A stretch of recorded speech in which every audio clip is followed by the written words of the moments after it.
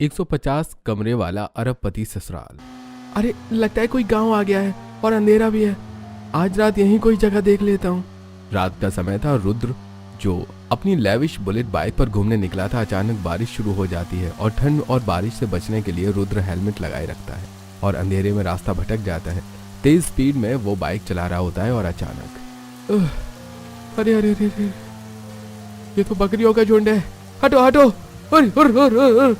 अचानक से उसकी बाइक फिसलती है और लहूलुहान वीर गांव के उस पथरीले रास्ते में ही चोटिल होकर गिर जाता है। तभी बारिश में सुनैना वहां अपनी बकरी ढूंढने आती है। भूरी, अरे भूरी, कहाँ है भूरी?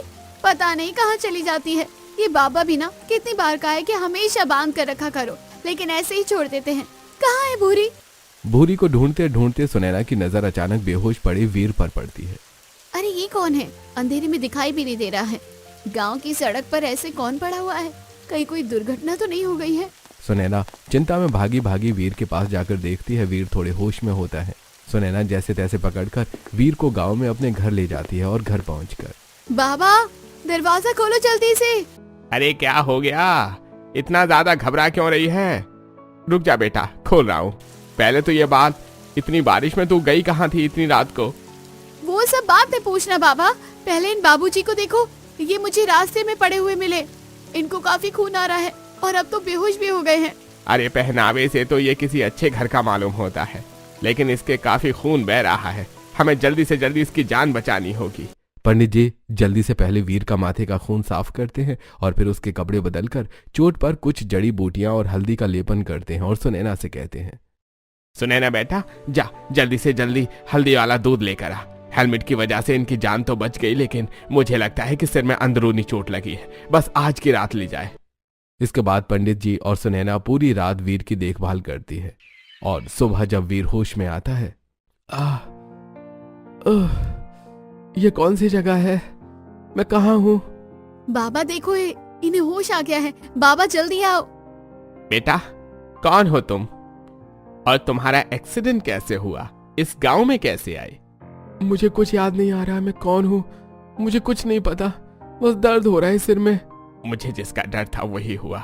इसके सिर में अंदरूनी चोट लगी है, जिसकी वजह से ये अपनी याददाश्त भूल चुका है। अब जब तक ये ठीक नहीं हो जाता, हमें ही इसका ख्याल रखना होगा। इसके बाद पंडित जी और सुनैना पूरे 2 दिन तक वीर का बहुत अच्छे से ख्याल रखते हैं, लेकिन वीर को कुछ याद नहीं आता। सुनैना वीर को दवा दे रही होती है कि तभी उसकी सहेली गंगा आती है। अरे सुनैना, सुन जल्दी सुन।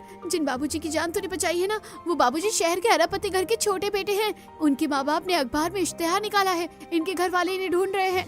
अच्छा ला दिखा दो जरा, मैं भी तो देखूं। सुनैना अखबार देखते हैं तो उसमें वीर की तस्वीर पहले पन्ने पर छपी होती है और साथ में एक फोन नंबर होता है। हमें इस नंबर पर फोन करके उनके घर वालों को उनके बारे में बताना होगा। चल गंगा मेरे साथ, जल्दी से बनिए की दुकान पर। सुनैना और गंगा दोनों भागी भागी गांव की चौपाल के पास बनिए की दुकान में जाती हैं और सुनैना अखबार में से नंबर देखकर एक फोन लगाती है। हेलो, रुद्र प्रताप जी बोल रहे हैं? आपके बेटे वीर यहाँ हमारे भगवंत नगर गांव में हैं। इनका एक्सीडेंट हुआ है और इन्हें कुछ भी याद नहीं है। आप आकर इन्हें ले जाइए। माँ पद्मिनी, अभी मुझे भगवंत नगर गांव के लिए निकलना होगा। मेरे वीर का पता चल गया है। भगवंत नगर गांव में एक लड़की ने उसकी जान बचाई है।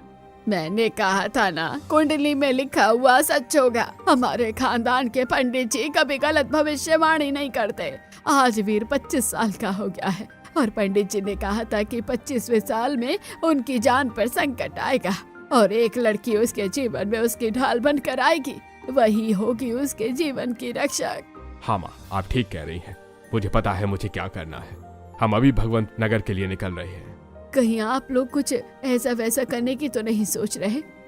बाहू, हमें पता है कि हमें क्या करना है और तुम्हें हमारा फैसला मानना होगा। हमारे लिए हमारे वीर की जान से ज्यादा कीमती कुछ भी नहीं है। रुद्र प्रताप जी राजकुमारी जी के साथ तुरंत भगवंत नगर गांव पहुंचते हैं और अपने बेटे वीर को देखकर बहुत खुश होते हैं। बेटी, तुम ही हो ना जिसने हमारे छोटे वीर की जान बचाई है? जी दादी, ये हमें गांव के रास्ते पर घायल मिले थे, लेकिन उनकी याददाश्त जा चुकी थी।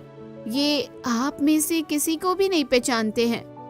हे प्रभु, वीर बेटा बताओ, क्या हम तुम्हें याद नहीं है? हम तुम्हारी दादी हैं। नहीं, मुझे कुछ भी याद नहीं है। मेरे सिर में बहुत तेज दर्द हो रहा है।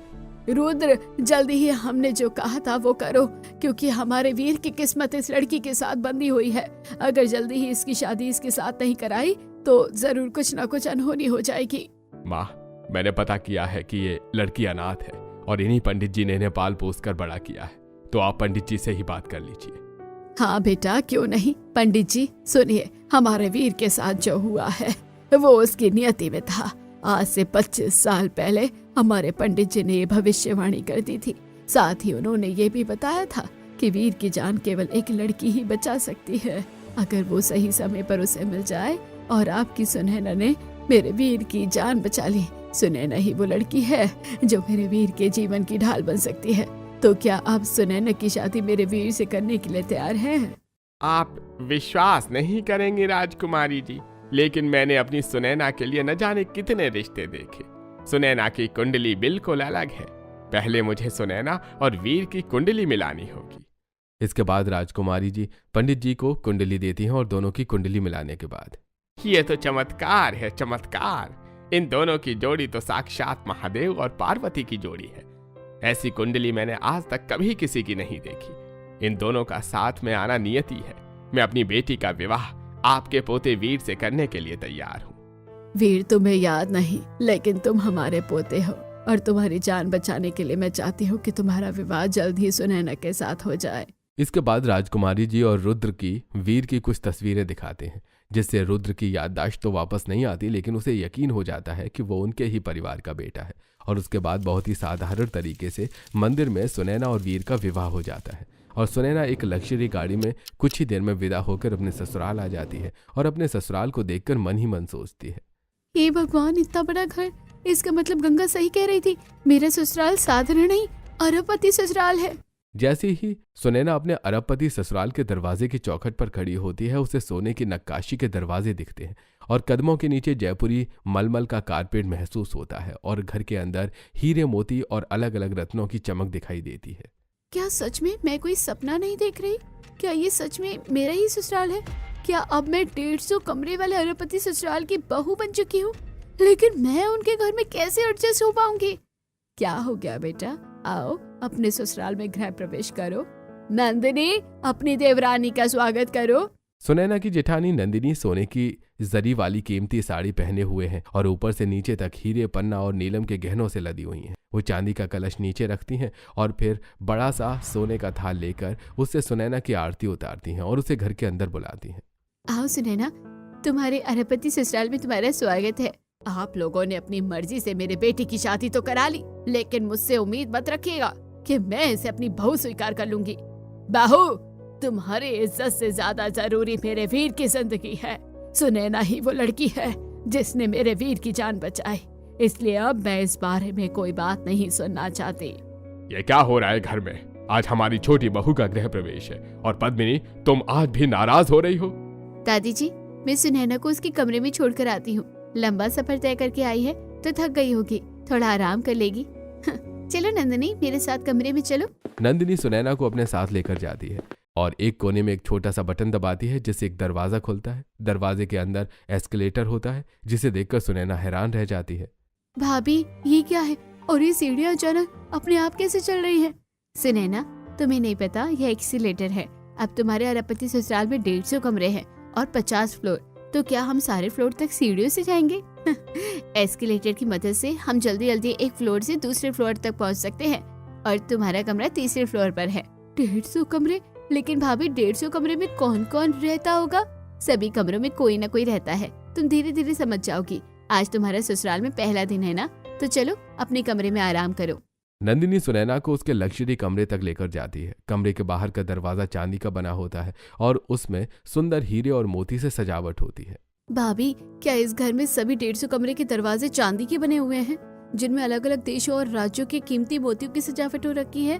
हाँ सुनैना, हमारे घर का सबसे मेन दरवाजा सोने का बना हुआ है, जिस पर अलग अलग मणियों की नक्काशी है, और सभी कमरों के 150 दरवाजे चांदी और हीरे मोतियों से सजे हुए हैं। नंदिनी की बात सुनकर सुनैना हैरान रह जाती है, जिसके बाद नंदिनी दरवाजे के बाहर एक बटन दबाती है और दरवाजा अपने आप खुल जाता है। दरवाजा खुलते ही सुनैना की आंखें फटी की फटी रह जाती हैं। आओ सुनैना, ये तुम्हारा कमरा है। भाभी, इतना बड़ा? ये मेरा कमरा है? कितना बड़ा! तो मेरा गांव भी इतना बड़ा नहीं होगा। क्या इस घर के सभी कमरे इतने ही बड़े हैं?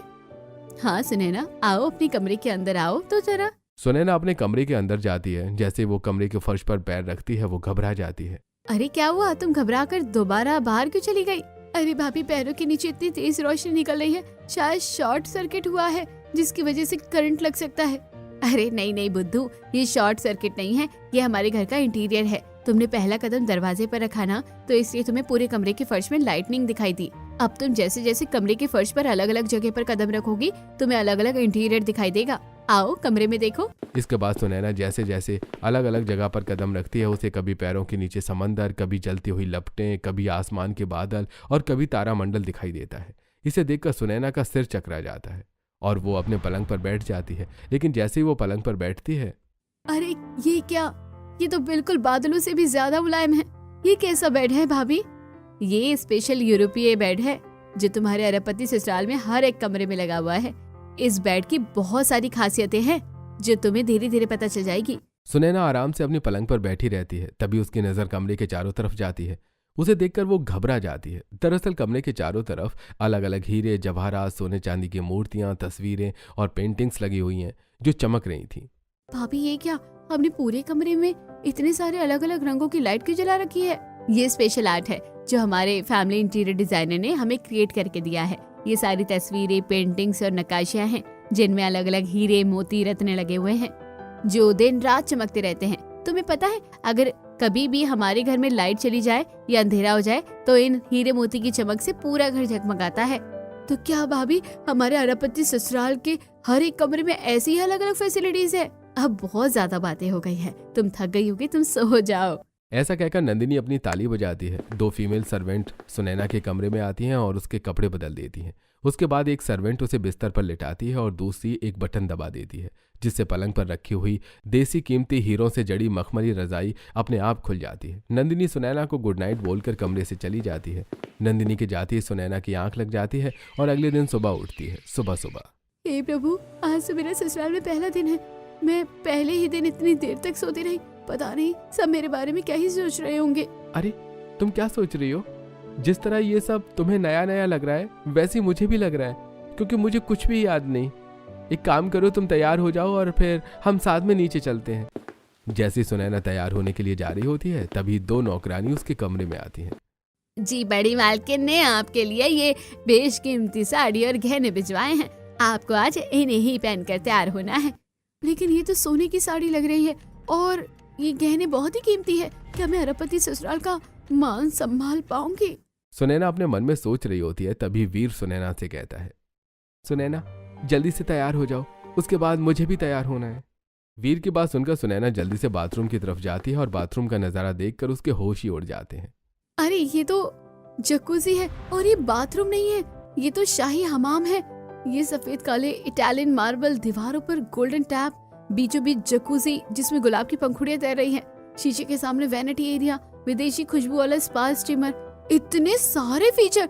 जरा पानी चलाकर देखती हूँ। जैसी सुनैना फव्वारा शुरू करती है, पानी चालू करते ही म्यूजिक अपने आप बजने लगता है और पूरे बाथरूम में लाइटिंग हो जाती है, जिसे देखकर सुनैना की आंखों में आंसू आ जाते हैं। इसके बाद सुनैना जल्दी से नहा धोकर बाहर आती है और तैयार होकर वीर के साथ नीचे जाती है। तभी एक महिला स्टाफ आती है। आइए छोटी बहू रानी, दादी सा ने कहा है कि आज आपको पूरा घर दिखाया जाए। पूरा घर? लेकिन ये घर तो बहुत बड़ा है, देखते देखते पूरा दिन गुजर जाएगा। लेकिन दादी सा ने कहा है कि अगर छोटे कुमार और आप पूरा घर देखोगे तो शायद छोटे कुमार की यादाश्त वापस आ जाए। हाँ ये बात तो सही है। चलिए वीर, अब हम अपना अरबपति ससुराल देखने चलते हैं। सुनैना की मंजूरी से स्टाफ हल्की मुस्कान के साथ दरवाजा खोलती है। जैसे ही सुनैना कमरे से बाहर आती है, उसके सामने एक लंबा चौड़ा चमचमाता गलियारा होता है जिसमें ऊपर क्रिस्टल झूमर लगे होते हैं और कदमों के नीचे जयपुरी मलमल और कश्मीरी कारपेट होता है। गलियारा खत्म होने के बाद सुनैना रॉयल गेस्ट विंग में पहुंचती है। ये इस 150 कमरों वाले अरबपति महल का रॉयल गेस्ट विंग है। यहाँ सिर्फ विदेशी मेहमान ठहरते हैं। इस विंग का हर कमरा अलग देश की थीम पर बना हुआ है। अरे इस विंग में तो फ्रांस, इटली, दुबई थीम में रूम है और गोल्ड बाथरूम, जकूसी, प्राइवेट बालकनी, सब कुछ है। मेरे गांव में तो एक कमरा भी पूरे घर जैसा होता था। क्या सोच रही हैं छोटी बहू? चलिए फैमिली विंग में चलते हैं। जैसे ही सुनैना स्टाफ और वीर के साथ फैमिली विंग में पहुंचती है, माहौल बदल जाता है। फैमिली विंग में रंग वाले कमरे, परिवार की तस्वीरें, पीढ़ियों की विरासत और खानदानी हीरे जवाहरात रखे हुए थे। ये इस अरबपति घर का फैमिली विंग है। दादी सब यही रहती है और जब भी सभी को एक साथ कुछ विचार करना होता है तो सभी लोग यहीं आते हैं। आइए अब बिजनेस विंग में चलते हैं। ऐसा कहकर वो स्टाफ सुनैना को बिजनेस विंग में लेकर जाते हैं, जहां का माहौल बिल्कुल अलग है। यहाँ कांच की दीवारें, बड़ी बड़ी LED स्क्रीन और दुनिया भर के शहरों के लाइव प्रोजेक्ट्स साफ दिख रहे थे। ये इस अरबपति घर का बिजनेस विंग है। यहीं से करोड़ों अरबों के फैसले होते हैं। स्टाफ की बात सुनकर सुनैना स्तब्ध रह जाती है। तभी स्टाफ उसे आगे लेकर जाता है। अब ये क्या है? ये इस घर का एंटरटेनमेंट विंग है। ऐसा कहकर वो स्टाफ महिला एक बटन दबाती है, जिसके बाद एक बड़ा सा हॉल खुलता है जिसमें private theatre, red seats, 3D sound और अंदर ही म्यूजिक स्टूडियो होता है। इस अरबपति घर में अपना खुद का सिनेमा भी है। जी बहू जी, ये आपके ही अरबपति घर का ही सिनेमा है। चलिए आगे चलिए। आगे ले जाकर स्टाफ सुनैना को एक कांच के दरवाजे के पास पूल एरिया में लेकर जाती है, जहां इंडोर स्विमिंग पूल और स्पा होता है। और अब दरवाजा खुलते ही गर्म पानी का पूल, फव्वारे, विदेशी खुशबू, स्पा और मसाज रूम देखकर सुनैना की आंखें नम हो जाती हैं। क्या अभी तक खत्म नहीं हुआ या अभी कुछ और देखना भी बाकी है? जी छोटी बहू रानी, ये तो अभी शुरुआत है। अब आपको शॉपिंग एरिया में लेकर चलते हैं। इसके बाद स्टाफ ने सुनैना को घर के अंदर ही बने लग्जरी शॉपिंग एरिया में लेकर जाते हैं, जहां जाकर सुनैना देखती है कि घर के अंदर ही कई कपड़ों की दुकान, ज्वेलरी सेक्शन, मेकअप स्टूडियो, शू, वॉच, सब कुछ था। ये घर का शॉपिंग एरिया है। बहू रानी, आपको शॉपिंग करने के लिए कभी भी बाहर जाने की जरूरत नहीं है। चलिए आगे चलते हैं। इसके बाद स्टाफ लिफ्ट का बटन ऑन करती है और बटन ऑन होते ही लिफ्ट ऊपर जाती है और टॉप फ्लोर खुलता है। ये तो घर की छत है ना? हम यहाँ क्यों आए हैं? हाँ बहू रानी, लेकिन ये छत मामूली छत नहीं है। ये आपके अरबपति ससुराल का हवाई अड्डा भी है। जैसे ही छत का दरवाजा खुलता है, तेज हवा और खुला आसमान दिखाई देता है। साथ में छत पर हेलीपैड, हेलीकॉप्टर, प्राइवेट जेट और हवाई जहाज दिखाई देते हैं। ये आपके 150 कमरे वाले अरबपति ससुराल का अपना खुद का हवाई अड्डा है और यहाँ सभी विमान मालिक के हैं। यहीं से साहब लोग देश विदेश जाने के लिए उड़ान भरते हैं। स्टाफ की बात सुनकर वीर कुछ पुरानी बातें याद करता है। वहीं सुनैना डर और हैरानी में सब देखती रहती है। तभी आइए अब नीचे चलते हैं। अब आपको कुछ खास सिखाना है। इसके बाद स्टाफ सुनैना और वीर को गैराज, कैश रूम और गोल्ड रूम में लेकर जाते हैं, जहां उन्हें 100 से ज्यादा लग्जरी कारों से भरा गैराज दिखता है। क्या हमारे घर में कारों का शोरूम भी है? नहीं नहीं बहू रानी, ये सभी कार तो मालिक लोगों की है। अच्छा, वो जो सामने बाहरी सिक्योरिटी वाला दरवाजा है वो क्या है? वो कैश रूम और गोल्ड रूम है। यहाँ सिर्फ साहब लोग ही जाते हैं। सुनैना स्टाफ से बात कर ही रही होती है, तभी वीर गैराज में आता है और अचानक से अपनी बाइक देखता है, जिसके बाद उसके सिर में दर्द होने लगता है और वहीं वो चक्कर खाकर गिर जाता है। अरे वीर, आपको क्या हो गया? कोई ने बचाओ, देखो ये अचानक से गिर गए। सुनैना की आवाज सुनकर वहां बहुत सारा स्टाफ इकट्ठा हो जाता है और तुरंत ही वीर को मेडिकल रूम में लेकर जाया जाता है। क्या हम इन्हें डॉक्टर के पास नहीं लेकर जाएंगे? नहीं नहीं बहू रानी, हमारे घर में ही मेडिकल रूम है।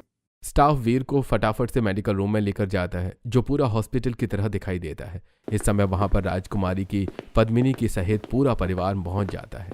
क्या क्या तुमने मेरे बेटे को? मैंने तो आपसे पहले ही कहा था ना माँ जी, ये लड़की मेरे बेटे के लिए ठीक नहीं है। आप ही ने इससे शादी करने की जिद की थी ना? लेकिन मैंने तो कुछ भी नहीं किया। हम तो घर देख रहे थे और अचानक ही बेहोश हो गए। डॉक्टर, जल्दी से मेरे बेटे का इलाज कीजिए और बताइए कि उसे क्या हुआ है। डॉक्टर जल्दी जल्दी वीर का इलाज करते हैं और कुछ ही देर में कई सारी रिपोर्ट्स देखकर परिवार को बताते हैं। खुशखबरी है, हमारे छोटे साहबजादे की याददाश्त वापस आ गई है। उन्हें सब कुछ याद आ गया है। तभी वीर मेडिकल रूम से बाहर आता है और अपने पिता से गले मिलता है। पिताजी, मुझे सब कुछ याद आ गया है और यह सब सुनैना की वजह से हुआ है। ना वो मुझे गैराज में मेरी बाइक दिखाती और ना ही मुझे सब कुछ याद आता। Thank you so much Sunaina. देखा पद्मिनी, जिसे तुम अभी तक कोस रही थी, उसी की वजह से तुम्हारे बेटे की जिंदगी बची है और उसी की वजह से उसकी खोई हुई याददाश्त भी वापस आई है। मैं कुछ नहीं जानती, आप लोग इसे अपना समझते हैं तो समझ लीजिए। मम्मी जी, आप ऐसा क्यों कह रही हैं? आज सुनैना का पहला दिन है ससुराल में, उसे कितना बुरा लगेगा। रहने दे बेटा। नंदनी, तेरी सास दौलत के घमंड में पागल हो गई है। चलो बेटा सुनैना, आज तुम्हारा रिसेप्शन है, तुम्हें रिसेप्शन के लिए तैयार होना है। घर में सभी लोगों की बातें सुनकर सुनैना लौटकर अपने कमरे में आ जाती है और मन में सोचती है, कैसी किस्मत है मेरी, अपने गांव से सीधे 150 कमरे वाले अरबपति ससुराल में आ गई हूँ। और मैं इतनी रॉयल जिंदगी, इतनी चमक, इतनी सुविधाएं, इतना बड़ा घर, 150 कमरे, सोना चांदी हीरे, पर क्या इस घर में मेरे लिए दिल में भी जगह होगी?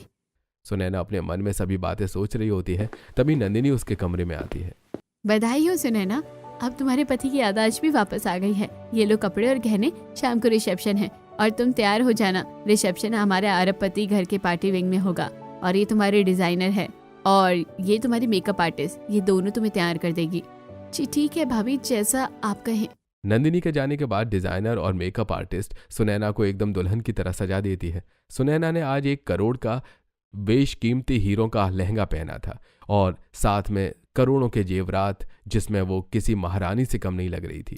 इतनी देर में रिसेप्शन का टाइम हो गया था और देश विदेश के सभी मेहमान रिसेप्शन में आए थे। पार्टी विंग में जाकर सुनैना, हे भगवान, ये हमारे ही अरबपति ससुराल में बना हुआ है।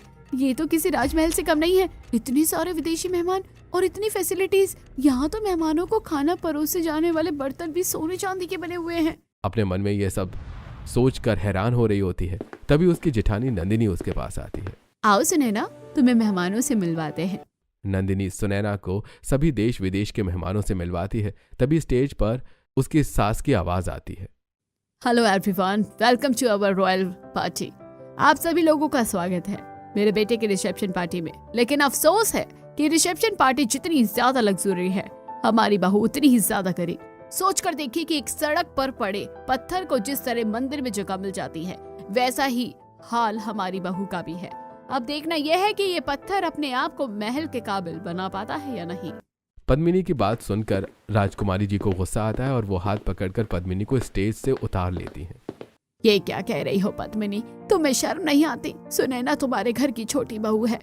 राजकुमारी जी पद्मिनी जी की सभी के सामने डांट लगाती हैं, जिसके बाद पद्मिनी नाराज होकर पार्टी से चली जाती है। इसके बाद सभी लोग पार्टी में एंजॉय करते हैं। पार्टी खत्म होती है और अगले दिन, सुनैना बेटा, आज तुम्हारी मंदिर में पूजा है, हम अपने घर के टेम्पल विंग में चलते हैं। इसके बाद राजकुमारी जी सुनैना को टेम्पल विंग में लेकर जाती हैं, जहाँ की दीवारें चारों तीर्थों की तरह सजी हुई थी। ऐसा लग रहा था जैसे पूरी दुनिया के सभी तीर्थ उस टेम्पल विंग में मौजूद हों। इसे देखकर सुनैना हैरान हो जाती है। दादी जी, क्या हमने सच में पूरी दुनिया के सभी मंदिरों को अपने घर में सजाया है? हाँ बेटा, मेरा बचपन से सपना था कि मैं सभी तीर्थों में होकर आऊं, लेकिन मेरे बेटे ने दुनिया भर के सभी मंदिर घर में ही सजवा दिए। टेम्पल विंग में पूजा करने के बाद सभी लोग अपने अपने काम पर चले जाते हैं, लेकिन सुनैना ऊपर ही रह जाती है। पद्मिनी ये सब देख लेती है और मनी मन सोचती है, अब मैं देखती हूँ कि ये एस्केलेटर से अकेले नीचे कैसे आएगी। इसको तो ये चलाना भी नहीं आता। तभी मेरे घर वालों को पता चलेगा कि एक गरीब को अमीर घर की बहू बनाना कैसा होता है। अपने मन में ये सोचकर पद्मिनी सुनैना के पास आती है और कहती है, क्या हुआ सुनैना बेटा, नीचे नहीं आ पाओगी ना अकेली? चलो मेरे साथ, मैं तुम्हें लेकर चलती हूँ। इसके बाद पद्मिनी सुनैना का हाथ पकड़कर एस्केलेटर पर ले जाती है और उसकी साड़ी का किनारा एस्केलेटर की चेन में अटका देती है। फिर खुद एकदम से पीछे हट जाती है और बटन चालू कर देती है। जैसे बटन चालू होता है एस्केलेटर चलने लगता है। तभी नंदिनी नीचे से एस्केलेटर का बटन दबाकर उसे बंद कर देती है और सुनैना गिरते गिरते बच जाती है। क्या कर रही थी आप? आपको पता है ना, अगर सुनैना एस्केलेटर में फंस जाती तो उसकी जान भी जा सकती थी। बहू, तुम ज्यादा मत बोलो, मैंने कुछ भी नहीं किया है, आप चुप रहो। अपनी सास की बातें सुनकर नंदिनी समझ जाती है कि पद्मिनी सुनैना से इतनी नफरत करती है कि उसे नुकसान पहुंचाने की कोशिश कर सकती है। इसीलिए अब हर समय सुनैना के साथ नंदिनी रहती है। एक बार नंदिनी उसके पति कुंवर, सुनैना और वीर के साथ कुलदेवी के मंदिर जाते हैं। रास्ते में उनकी गाड़ी पर हमला होता है। भैया, मुझे लगता है कि ये वही लोग हैं जिन्होंने मेरी बाइक को टक्कर मारी थी। ये क्या कह रहे हो वीर? लेकिन तुम्हारी बाइक तो फिसल गई थी ना? नहीं भैया, मेरी बाइक को किसी ने टक्कर मारी थी। याददाश्त जाने की वजह से मैं घर वालों को ये नहीं बता पाया। हम सबकी जान खतरे में है। सभी लोग गाड़ी में घबरा रहे होते हैं, लेकिन तभी सुनैना गाड़ी का हैंडल संभालती है और गाड़ी को पहाड़ी से नीचे ले जाती है। इससे गुंडों को लगता है कि गाड़ी खाई में गिर गई और वो वहां से चले जाते हैं। उसके बाद कुंवर अपने पिता को फोन करके दूसरी गाड़ी मंगवाते हैं। इस तरह सभी की जान बच जाती है। घर आने के बाद, दादी, आज फिर से सुनैना ने हम सबको बचा लिया। हमारी कुछ दुश्मन हमारी जान के पीछे पड़े हुए हैं जो हमें मारना चाहते हैं। आज के बाद कोई भी घर से बिना सिक्योरिटी के कहीं नहीं जाएगा। और सुनैना बेटा, तुम हमारे जीवन में एक नया उजाला लेकर आई हो। तुम्हारी वजह से एक बार हमारे बीच का जीवन बचा और दोबारा हमारे दोनों राजकुमारों का। ये सब फालतू की बातें हैं। ऐसा कैसे हो सकता है कि इसी ने सबकी जान बचाई हो? पद्मिनी, तुम्हें नहीं मानना तो मत मानो, लेकिन देखना एक दिन तुम्हें भी विश्वास हो जाएगा। इसी तरह कुछ दिन और गुजरते हैं। पद्मिनी छोटी छोटी बातों पर सुनैना को नीचा दिखाती है और उसे परेशान करने का कोई मौका नहीं छोड़ती है। और एक दिन सुनो सब लोग, हमारे पुश्तैनी गांव बाड़ी बसेड़ी में हमारे खानदान की एक बेटी की शादी है। हम सभी को वहां जाना है, लेकिन ध्यान रहे कोई भी अपने जेवर और महंगी साड़ी पहनकर नहीं जाएगा। लेकिन मैं तो गरीब की तरह नहीं जा सकती। सबके मना करने के बावजूद पद्मिनी बहुत सारे गहने पहनकर पुश्तैनी गांव जाती है। जब शादी हो रही होती है तो वो अलग से एक कोने में बैठी होती है। तभी कुछ लोग उन पर हमला करते हैं और सुनैना ये सब देख लेती है। हे भगवान, मम्मी जी की जान खतरे में है, मुझे कुछ करना होगा। सुनैना तुरंत एक मशाल उठाती है और खुद उन सभी गुंडों को भगा देती है। फिर अपनी सास को वापस पंडाल में ले जाकर आती है। वहां आकर, अरे तुम दोनों कहाँ चली गई थी? माँ जी, आप सही कह रही थी, हमारी बहू एक हीरा है, इसने आज मेरी जान बचाई। सुने ना, तुम ही हमारे 150 कमरे वाले अरबपति ससुराल की बहू हो। पद्मिनी की बात सुनकर सभी लोग तालियां बजाते हैं। अब सुनैना भी मान सम्मान के साथ 150 कमरे वाले अरबपति ससुराल की बहू बनकर खुशी खुशी रहती है।